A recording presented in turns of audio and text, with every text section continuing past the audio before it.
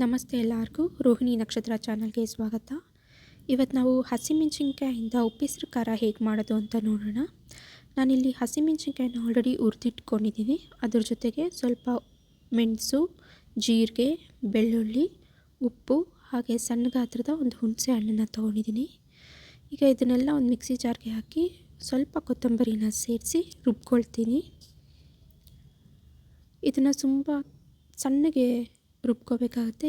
ತರಿ ಇರೋದ್ರಿಂದ ನಾನು ಸ್ವಲ್ಪ ನೀರನ್ನ ಹಾಕ್ಕೊಳ್ತಾ ಇದ್ದೀನಿ. ಸ್ವಲ್ಪನೇ ನೀರನ್ನ ಆ್ಯಡ್ ಮಾಡಿಕೊಂಡು ನುಣ್ಣಗೆ ರುಬ್ಬಬೇಕಾಗುತ್ತೆ. ಇದನ್ನು